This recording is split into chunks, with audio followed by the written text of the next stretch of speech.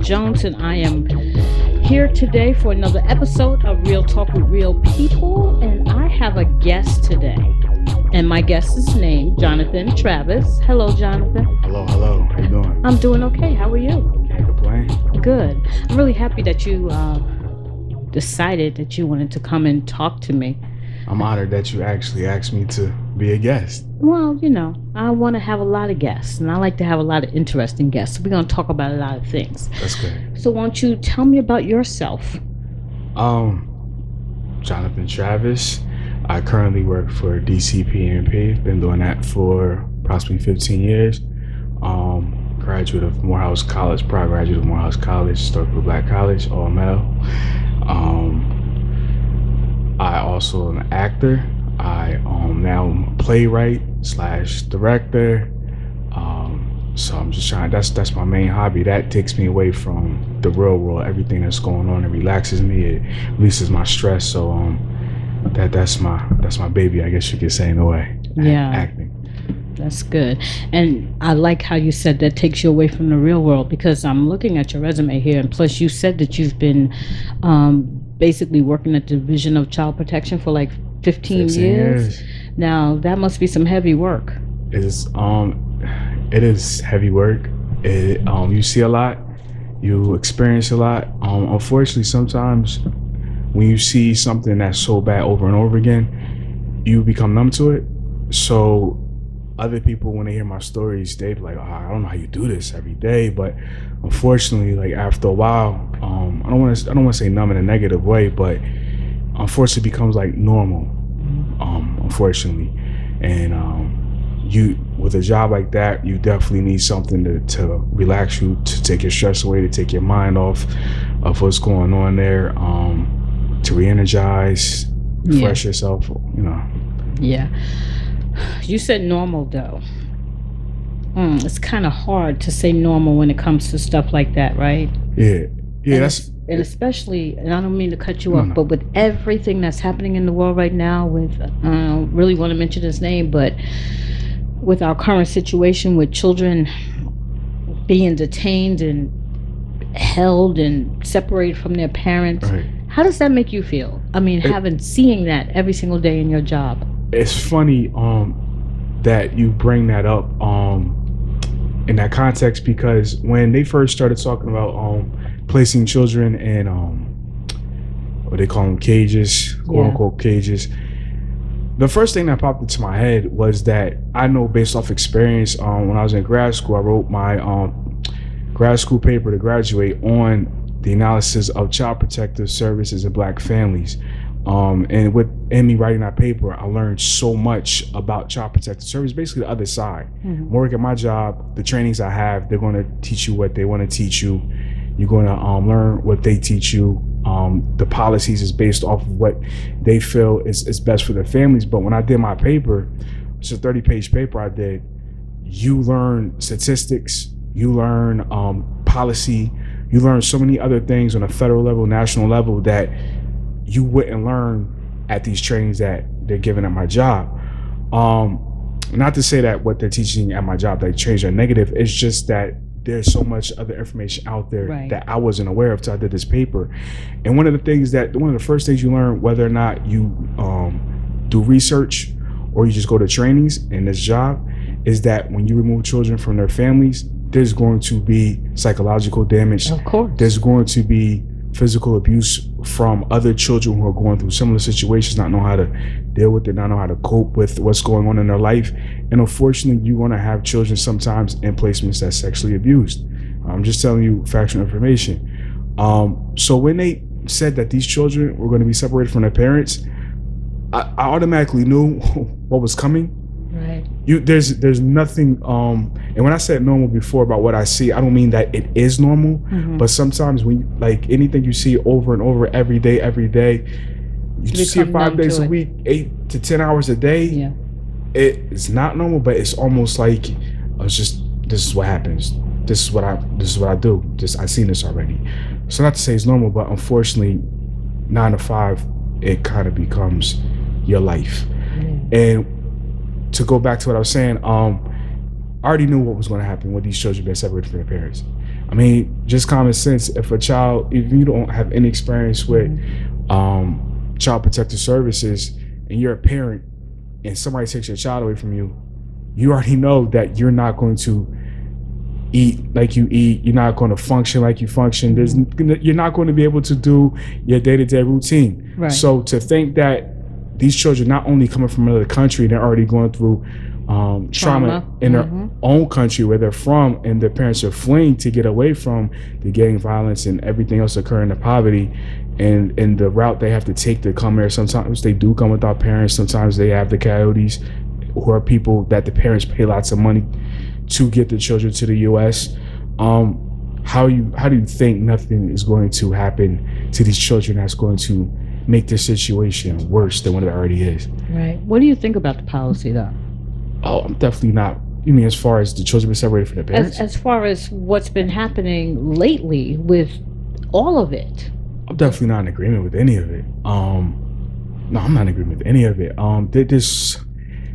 Whether my issue is that whether you're for undocumented people coming to this country, staying in this country, whatever your view is on immigration, the way that it's occurring is just like, first, we're human, and then we are who we are, our nationality, our race. But we're human, and just being human, you deserve to get treated with like a human. The basic necessities: you have water, sleep, food, like just the basics. And to know that some of these people are not, or a lot of these people are not even given the basic necessities to survive: clothing, water.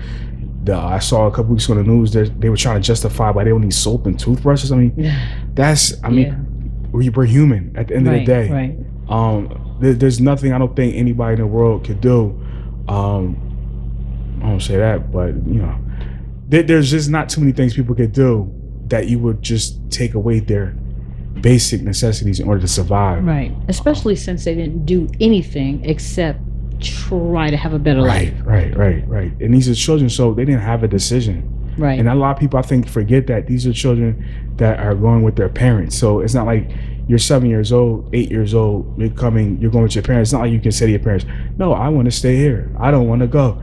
These children are going with their parents. And at the end of the day, you can be angry about what's going on, but you have to remember the back of your head that these children didn't have a decision with what their parent, like, they didn't have a decision about what decision their parents made. They didn't have a say in it. Right. So now they're suffering because of a decision their parents made to better their life. But then on top of that, they're suffering because we're trying to, I guess, prove that you're not going to come to this country in a certain manner. I honestly don't know what the goal is, to be honest. I'm just guessing. Yeah, I don't know what the goal is either. I have kind of mixed feelings about it too, because where I do understand that we have to protect our borders, right? I don't think that that's a question as to whether or not the United States should protect the borders. Right. But again, I'm with you. It's how we treat people that come here. Right. There still have to be some type of protocol put in place where we're not causing more damage than we are harm. So I only brought that up because I know that you work in that type of a situation and it's your daily. I know this. I'm telling you, as soon as they said, matter of fact, I had a discussion with my friend a while back. He was saying some things that I disagreed with. And one of the first things I brought up was this wasn't going to work out. Okay. Just based off my job. And then if you just basic economics, like, this is expensive to do. So people are like, oh, we can't keep paying for this, paying for that. But you're okay with this, which costs the taxpayers a lot more money. A lot more money. So it's just... So it's not a money issue at all. No, it's trying to prove a point, in my opinion. That's all it's about. It's trying to prove a point. And what's the point? That if you come over here, we're going to make your life so miserable that you won't want to come over here. Nah, it's not. It's who comes over here. Everybody comes over here has to deal with that. It's people. Certain people have to. All right, so I'm really glad you brought that up because I was treading lightly, but we don't have to tread lightly. We can speak our piece. Yeah, it's certain people that can't come over here, and if they come over here, they're treated a certain way. Okay, because isn't everybody in the United States a melting pot of cultures? Didn't we? Well, not us, but you know what I mean. Then they all come over here in the same manner. Okay, maybe not illegally. Maybe they didn't illegally cross over. But I mean, what is the whole idea of the Statue of Liberty, the Ellis Island, to give us your poor, give us your wretched, give us your whatever? Isn't didn't we invite this? Didn't we? When I say we, and I'm talking about the United States, isn't it's like a neon sign that says, "Hey, we will give you refuge. Come over here, and you will find your happiness because everyone has a right to happiness." Isn't that what we stand for? I think that's yes and no. And it's funny you said about the Statue of Liberty. I don't know if you saw. I saw the article really quick, like right before I came. Matter of fact, somebody from the Trump administration. Oh, I saw that article. He said he kind of made his own little quote for the Statue of Liberty, saying, "Only come over here if you can stand on your own 2 feet." Yeah, so but I don't think that's originally how it was. No, yeah. I mean, come on. He's from a group of people that have been privileged in America. They didn't they got the land. They put in policies. They put in laws that helped them advance tremendously. Okay. So for him to say that America's built off slavery and as well as other immigrants, the Chinese built the railroad. Everybody knows the history. Well, right. Not everybody, but not everybody knows the history. But you should know that basically America was built off of several different people, off of cheap labor. Yes. People treated like property, slaves. Yes. So to say that people have to come over here and they should come over here and be able to stand on their own 2 feet. That will go back to the beginning of when this country first started established. They wasn't standing on their first two. They weren't staying on their own 2 feet when they first got here. They needed the Native Americans to show them around how to survive, to build. They needed the slaves to get the economy going. So I mean, a lot of the stuff that they say, people will take it because it sounds good, and people often forget that everybody needed help along the way at one point or another. I think a lot of people just think that they really did get things on their own, or made their achievements on their own. But I don't care who you are. Me personally, at some point in your life, you received help along the way. Of course, every one of us. Yeah, some people more than others, but a lot of people more than others. Right, but at the end of the day, nobody. I never met a person, even if they think they have. I could prove to them at some point they didn't. Nobody ever made it to where they got on their complete on their own. That's bogus, and for him to think that's what the Statue of Liberty means that's just it's disappointing. Yeah, there was another article I just read about the FBI list. Oh boy. Okay, I'm gonna try not to get so political right off the bat. I'm gonna put you on the spot though. It's good. It's fine. I don't mind talking about this stuff. I know you're talking about the black extremists, the black identity extremists. Okay, I would like to know the definition of that, because I might fall in that category. You might fall in that category. So I'm wondering, what is the definition of that? You know what it is. You know what it is. But I want you to say it. Man, I look at now. Okay, so let's just, for everybody who doesn't know, let's just clarify. They said not only are they targeting, or they're putting black identity, is it extremists on the list? I believe it's black identity extremists on the list, FBI list. Yes. They're saying they're a bigger threat than Al-Qaeda and white nationalists. That's what I'm saying. Yes. So that's the leak that came out. That's exactly what they're saying. We're a bigger threat than Al-Qaeda and white nationalists. Oh my gosh. So I just read that. So anybody that knows COINTELPRO, once again, they took down the Black Panther, set up Martin Luther King. This is the FBI. These are leaked documents that came out in the 70s. J. Edgar Hoover led the FBI. They came out. They found this information that basically J. Edgar Hoover did not like black nationalists. He did not like black civil rights movement leaders, whatnot. So he basically tracked them, set them up, he had the Black Panthers writing letters to each other to sabotage their organization, et cetera, et cetera. So I can't be surprised by this. And I'm just not surprised by it because since we've been discovered, I want to say, discovered by we were not discovered. I'm being sarcastic. Okay. I'm being sarcastic. Okay, I'm being sarcastic. Since some people met us for the first time a couple hundred years ago. So I'm basically saying, I'm being sarcastic, but some people met us a few hundred years ago. We've been studied since. You think? We've been studied. You know, we have. We've been studied since Listen, they have the test. we might be having some listeners out there who may not understand this stuff. This may be new to some 18-year-old or someone. Please don't take my word. Research everything I'm telling you. We hope everyone will begin to research. We do need that. People need to research, because that's another, I'm going to tell you. I'm going to try to come back though. That's another issue I have. Why do we always wait for people to present information to us? Like I felt some type of way when people, the documentary, the 13 came out. Yeah, 13. And everybody started like, oh, did you know about this, about Clinton? Did you know about the prison? Then the new Jim Crow. And I'm like, I'm glad y'all just getting into this, but this information is old. This information's been out. It's information that's been out, but you got to understand that people receive information at different times. We awaken at different moments. Right. We get aware at different aspects of our life as we take this journey. It's not the same for everybody. And I have no problem with that. My problem is that people, and I see with the Central Park 5 movie that came out as well. I have no issue. It was hard to watch. I don't think, for me, I knew about the Central Park 5. I knew when it was happening. It was my comment was the movie was hard to watch. Right. No, I agree with that. But my issue is that you disagree with me, but I think we wait too much for information to come to us instead of us going to get it. When the information, I won't disagree with you with that. I will not, because that's my whole life. I'm a researcher. That's what I do. But it's not the norm, Jonathan. It's not the norm. It's not the norm for people to just go out and start looking for information. That's not the norm. I think it takes a special mind in a person to go out there and try to search for things and try to gather information. I think the norm is you sitting around waiting for things to happen. That's the norm. You don't think that's the norm? I think, honestly, I think it's. Yes. You can disagree. No. Me. I'm trying to. I do agree with you.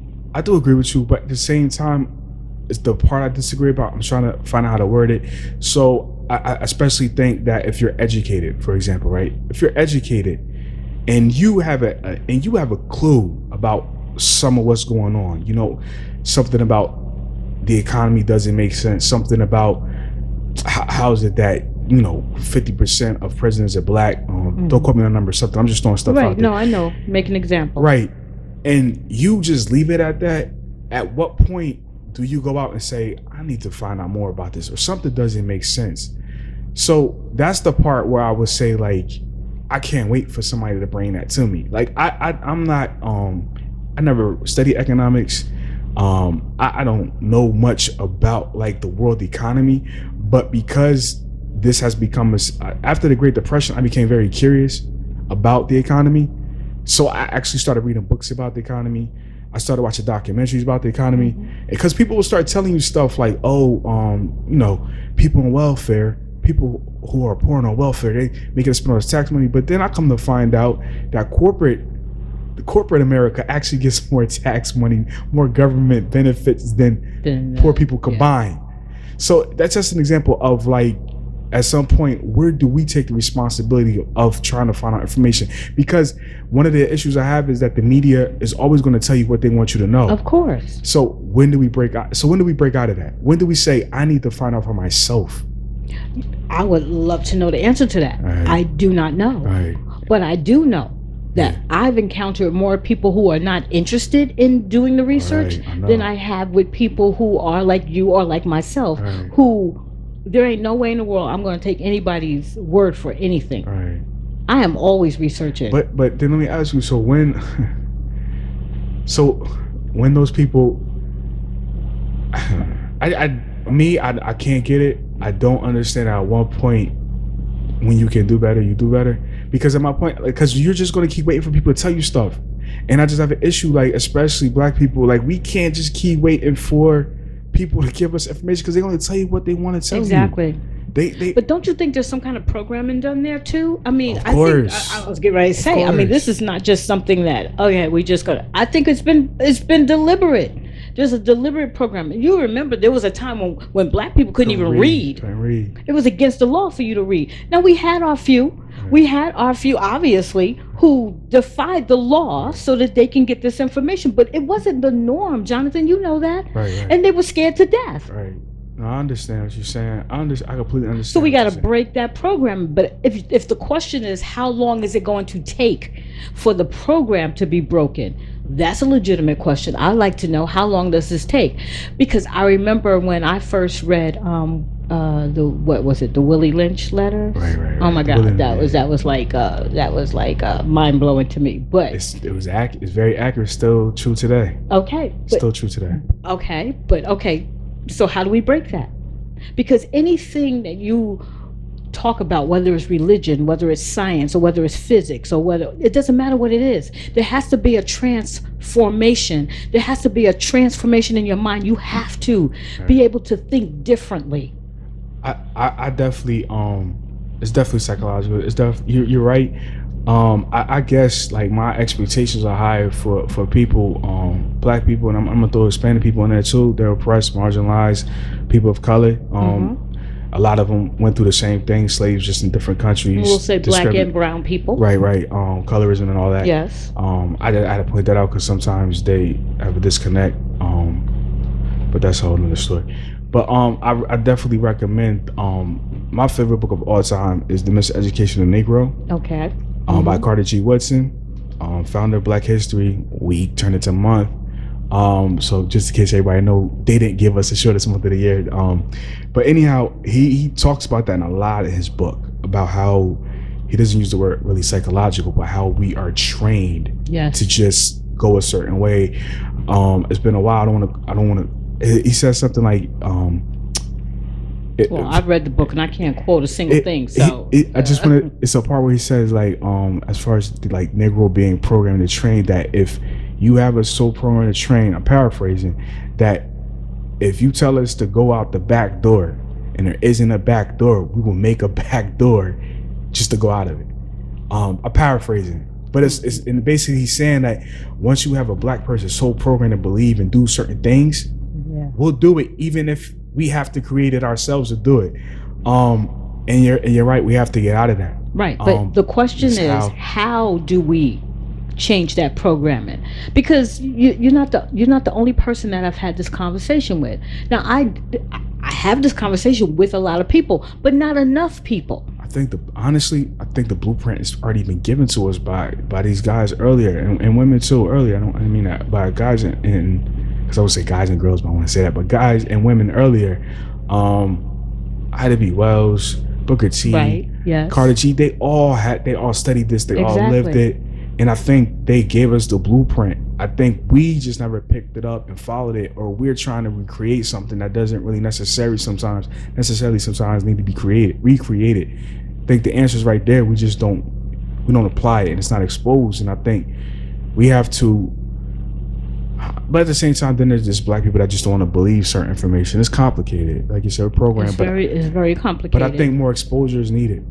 I think more exposure, and I think people like me and you, and I don't know everything. And going back to what you said, there's a time where you start researching. Like Malcolm X has a saying, like you don't. If somebody doesn't know what you know, just remember that there was a time you didn't know what you know. Exactly. Or knew. But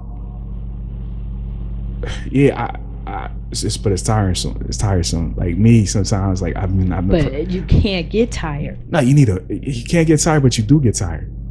Yes, you do get tired, but we can't afford to get tired. I know. We have to continue. I know.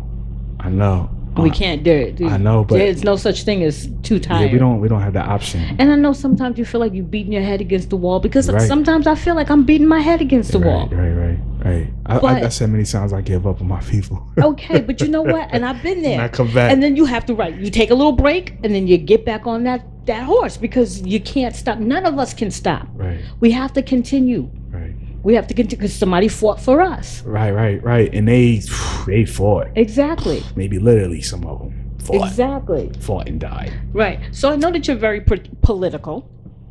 And as we begin to talk about But I your don't like play, politics. okay, you know what? I don't like politics, but politics is in I know. I everything. just had to throw that out there. I Okay, don't like politics, but you're right. I am political. you're very political. Yeah. Okay, so let's talk a little bit about your play, because the reason why I say that is because I thought your play was political. Okay. Okay, I thought it was. I thought that there was aspects of it. A lot, ain't no aspects of it. The whole play Right. was on a political level. So tell me what drove you to write that piece, and let's tell our listeners what the name of this play is. Play is called Any Sound U.S. of A. The play is basically about a young teenager, black teenager, who is killed by a white officer unarmed. The white officer is supervised by a black lieutenant who is in denial that race had anything to do with the young boy being killed, even though the officer has a history of harassment in this minority neighborhood, black and brown neighborhood. Complaints against him, the lieutenant's just in denial about it, denial about racism, pretty much overall. He feels that since he was able to achieve great success at a young age, and his wife was able to as well, who is Hispanic, that there's really no excuses for black and brown people not to be successful and achieve their goals. And at the same time, this young man this teenager was being raised by his sister and lived with a cousin. So they had a disagreement about basically how his murder should be handled. The sister would look had a more passive viewpoint, felt that, speaking to the people, believing in the system will achieve the goal she wants for her brother's death, while the cousin was like, this is enough, I'm tired of this, we need to handle this death a different way, we need to let these people know we're tired of these young black teenagers being killed, or just black men being killed by police or systematically oppressed. It's enough is enough. So that's pretty much. I don't want to tell the end because right. We want to give them an opportunity to come and see it. Play, right. But there are so many topics that we can discuss in that particular play. Let's start with the obvious, the disparity, the way some black people feel about other black people. Like you said, this was a black lieutenant who's married to a Latino woman who feels like they made it, and so they don't understand why other black people. And the reason why I want to start there is because you hear that a lot. Just because we have a sprinkling of black people who have been allowed to make it. I think it's sometimes we stop and we start thinking that, well, if you did it, then why can't the rest of you do it? And I think we forget sometimes that we have been systematically held down on purpose. And just because maybe a few of us was able to make it, we cannot stop thinking that there's not a system that's against us. So let's talk about that for a little bit, because I think that's an important topic to talk about. I heard something called, somebody said before, there's the exception and there's the rule. So you can't keep making that person that's the exception like the rule, which means that basically just because a few black people do make it to the top or become successful, don't think that is the general rule for all black people. I had to put that in there because honestly, I feel like in real life, I run into that too often. Yes. And unfortunately, I was just having a discussion with my mother. I had a discussion with my mother because both my parents grew up poor. My mom was the first one in her family to graduate from college. So financially growing up, that was like one thing I think I didn't really have to worry about. But my mother always, my father too, for the most part, my father too, by his actions, always was like, you don't ever think you're better than somebody. Mm-hmm. They always gave back to like the neighborhood, to their family who were less fortunate than us. So I grew up in an environment that even though me personally, I didn't have to worry about a meal or my lights staying on, I was around that type of environment. My parents reminded me that could be you. Right. And when I got older, I didn't just view it as like, that's them and that's me. I viewed it as my parents teaching me that it's basically like, don't separate yourself from them. Don't, because you are still them. That's still your community. That's still your family. And it always stuck with me. So when I meet other black people that make it, and kind of make smart remarks or kind of separate themselves, or they look down at other black people, it bothers me a lot, because it's like, honestly, I could be like you. My parents could have raised me to be like you, but they didn't. And it's only like a check that can, sometimes a check that will separate, that's separating you from everybody else. So you get laid off, all of a sudden you're back with the group of people you thought you were better than. Right. And now you want to act like nothing happened, but it doesn't work like that. You ignored them, you act like you didn't need them, but now you're in a jam, you're back with them, you want them to accept you, and it doesn't work like that. So I just think that overall, even when black people make it, another way to look at it is that you're still going to have, like, for example, me, you're still going to have that cousin going to jail. You're still going to have that family member that's going to be evicted. But you know, black people are not the only well, it affects us more because we're disproportionately affected by poverty, disproportionately affected by people going to prison. We're disproportionately affected by police presence. So we're disproportionately affected by the educational system, by being put out the class, suspended. We're just automatically, because of who we are, affected more. So you're right, it's not just our community, but it affects us more.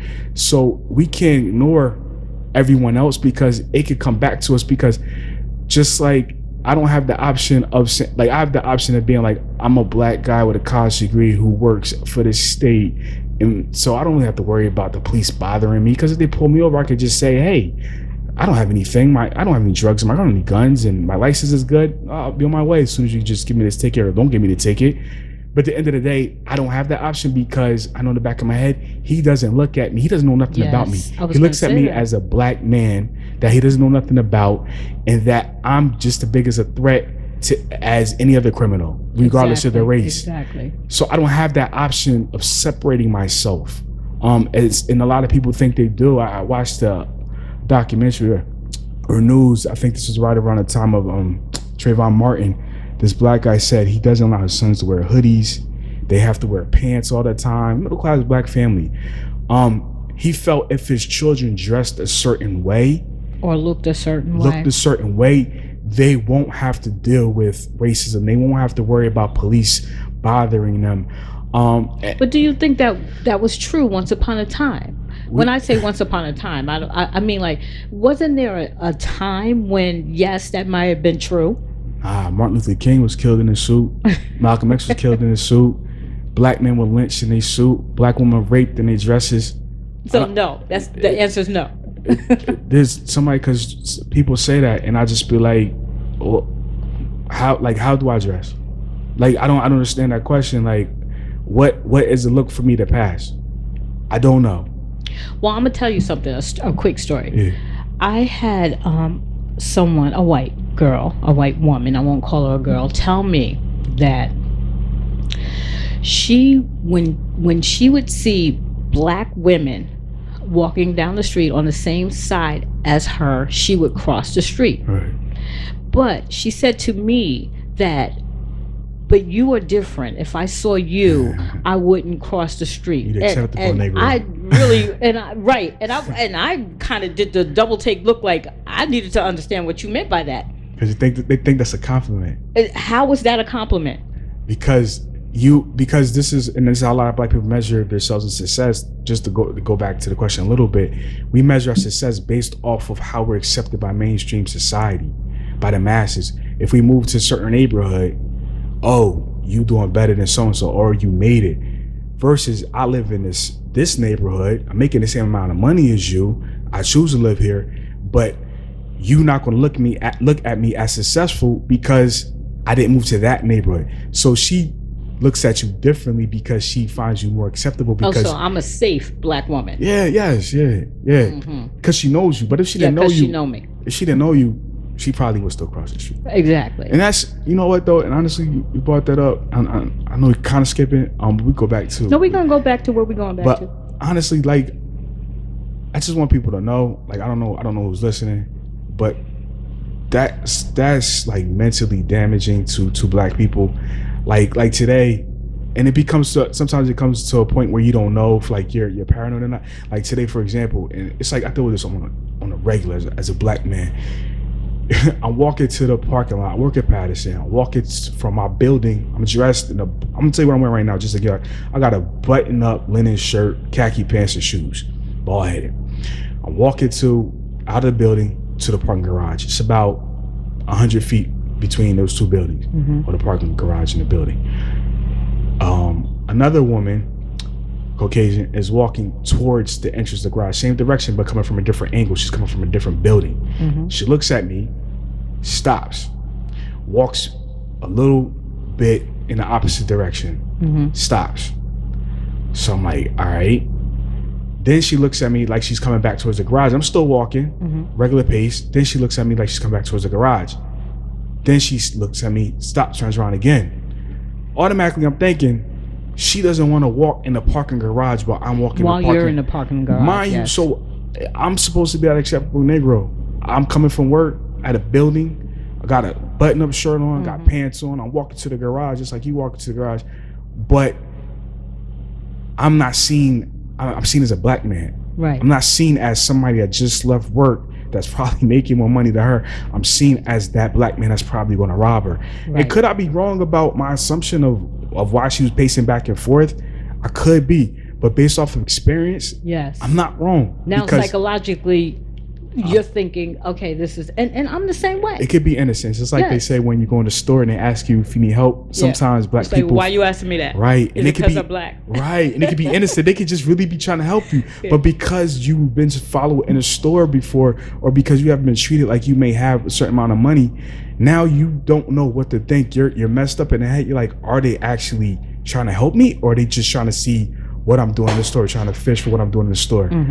And that's the same thing that I'm trying to prove right now in the parking lot, is that's something I do on occasion, and it's so obvious. I don't think people know whether or not it's obvious when they do it. I see you clutching your pocket, but I feel your uncomfortableness. I feel you looking down at the ground. I see it. It's like, it's so obvious. It's so obvious. Yes. And I just want people to know that you can mentally like destroy a person as far as when they go in public places by you doing that, because now you're uncomfortable. Even if they don't want to be uncomfortable, they're uncomfortable, because how can you really be comfortable around people that ain't comfortable around you? Exactly. So I just wanted to put that out there, because you brought that up and that happened to me today, and you just get sick and tired of it. Honestly, you get so sick and tired of it. And it's like, and like I said, you start to become paranoid. And what do black people have to do in order to? There's nothing. So you already gave up on that, huh? It's like, there ain't nothing we could do. Like my father told me when he gave me the talk about getting pulled over by the police. He gave me that talk when I was 17. Got pulled over by the police a couple of times. He said, I'm gonna tell you, I was mad frustrated because this is new to me at that age. Just got my license, 17, 18 years old, been driving a year. So been pulled over, I think it was like 3 times or something, I can't remember. But the last time I had to get out the car, and it was my friend, the police searched the car. And I went home to my dad, and I was mad. I'm like, we gonna do this, we need to. My dad told me the proper way of handling that situation, which is, filing a report with the police department. But he also told me how to act when that happens. Now, I have a problem with that. I have a problem with the fact that we have to now teach our young black boys how to act.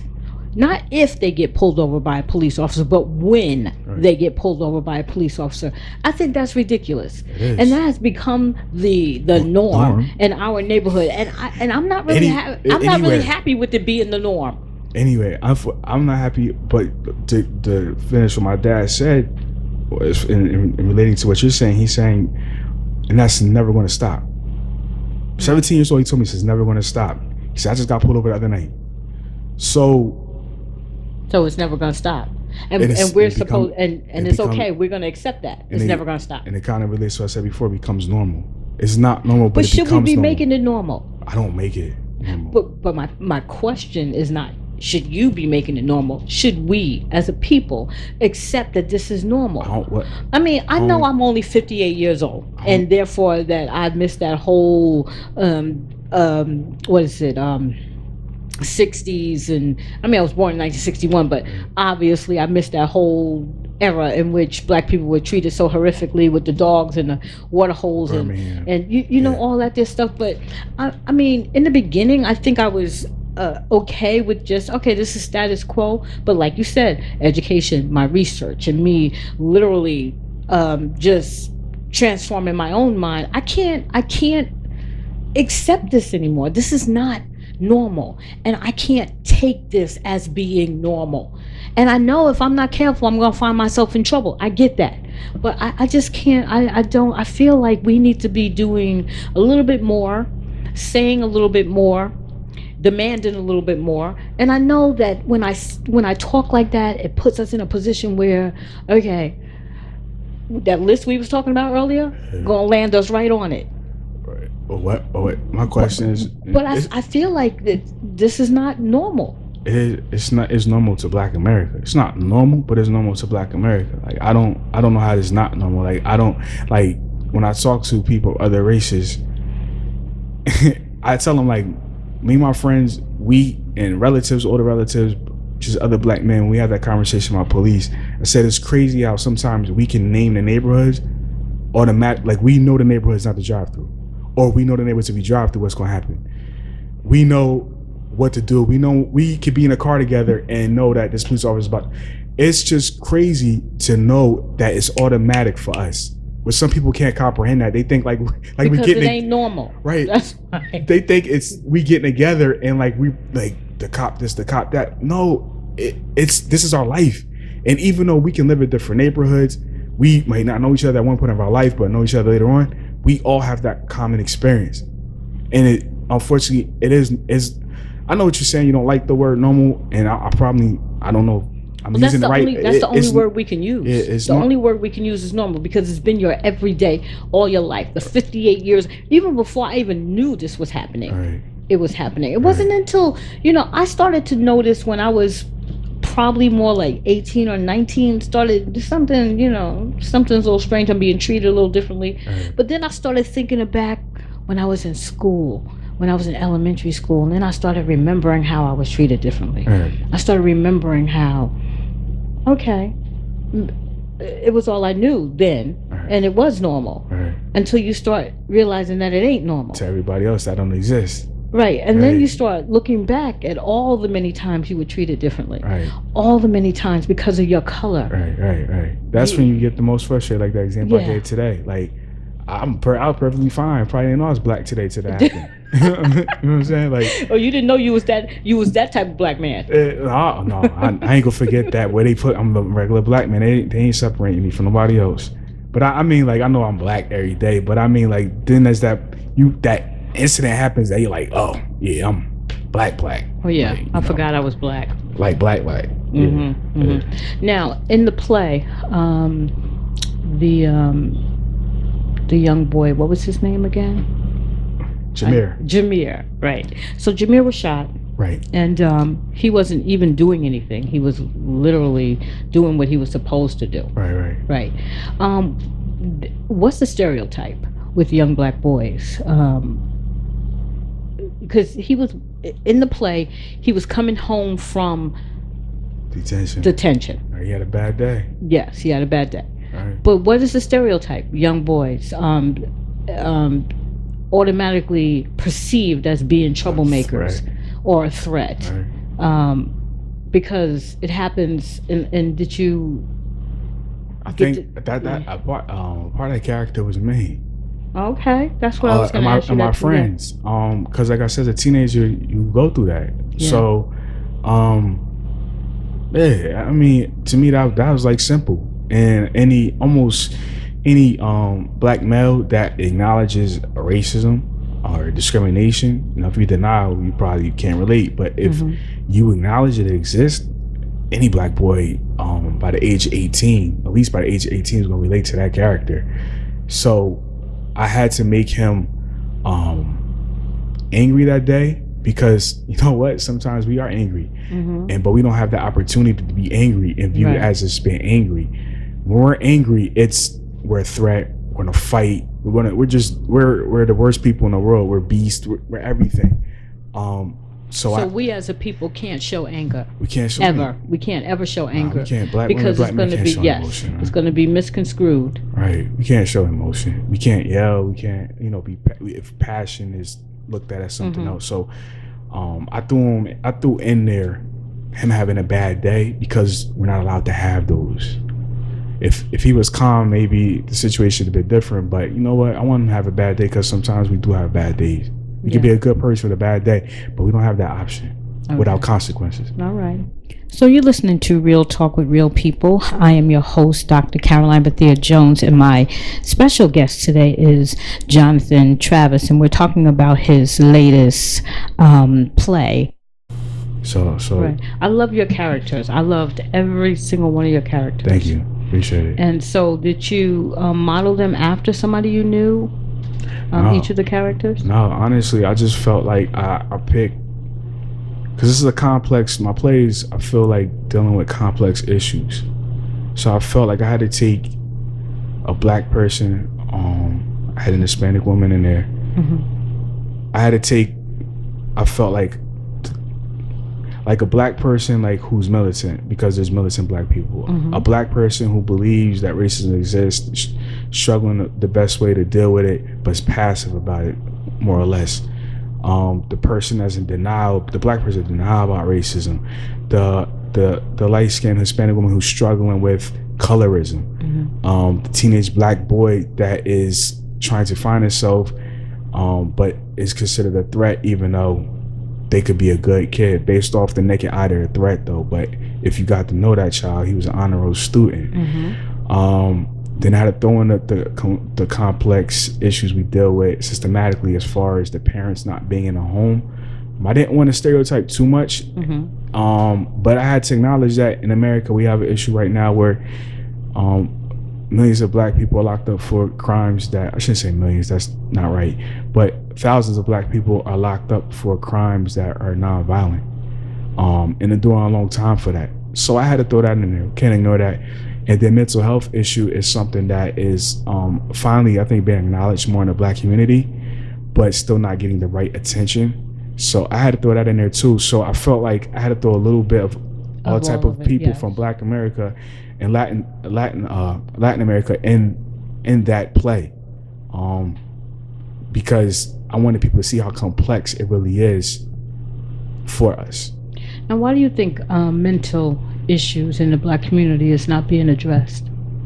I mean, it's starting to be addressed, but why do you think it took so long for even black people to realize that they might need a little help? Honestly, I don't know the answer, but my guess is, one, we don't have the option to have mental health issues. And let's go back to what you were saying earlier, like, because we deal with so much, but we have to keep going. So I think that's part of it. We have to be strong. We have to, like, even though we deal with so much, sometimes nobody wants to hear that. We can't vent to just anybody about our problems. So that's one reason. I think religion has a lot to do with it. A lot of black people are religious to the point where you just pray about it, speak to the pastor about it. Sadly, that is all the time we have right now. But don't worry, join us again for part 2 of Real Talk with Jonathan Travis.